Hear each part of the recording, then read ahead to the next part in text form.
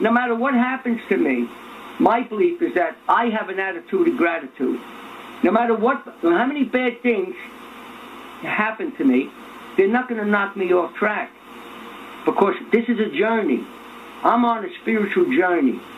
I believe that in the end, I'm going to reap my rewards in the end. What happens to me here, if I have an accident, whatever happens, no matter what goes wrong, I don't think about finances. I'm not the type of guy. I haven't accumulated a lot of money in my life because that's not my main factor. I know we need money. It's a tool. We have to pay our bills and make a living. Mm-hmm. But that's not my big goal. A lot of people say, oh, Freddie, you're a terrible businessman. Well, maybe yes, maybe no. That's not that's not the way I think. And I believe in Jehovah Jireh. I believe in God the provider. I never had a want for anything. Whenever I open my wallet, if somebody says to me, Freddie, can you give me $20? I open my wallet, it's there. It's always there. Now, I put it there. I really don't know sometimes because I work hard, but I always have opportunities to let Jehovah Jireh put enough in my wallet to help people, help my family, to help anybody that needs my help. If somebody asks me for help, I'm too many times in my life that I ever said no. Right. And out of many times when my wife says, Freddie, that person's taking advantage of you.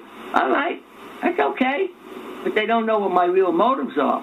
Mm-hmm. And if somebody stops me in the street in New York City and says, can you help me out?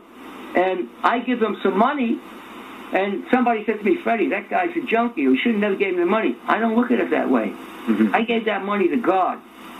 God will determine where that man is in his life or that woman is in their life and where to bring them to where they're supposed to be. I know guys that were murderers in organized crime that come to know God. They're like the biggest, easiest going, nicest guys you would ever want to meet. So I've seen miracles. That's why I think this way. Yeah. I've seen people change that you would say, oh my goodness, how could somebody be that bad and change? It's pretty amazing. I know a guy was going to a federal penitentiary. I had a picture of Christ hanging up in my office. He said, Freddie, you know that guy? I said, yeah, he's a personal friend of mine because I know how to talk to these people, because I work with them. He says, really? So he was interested. So I gave him a copy of a Bible I had, an old Bible. It had a lot of things underlined in it. And what happened, he went off to a federal penitentiary, and they put him in isolation.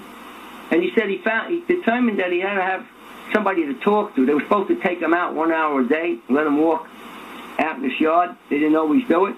So he decided, you remember our conversation, decided to start praying? Well, he got an answer.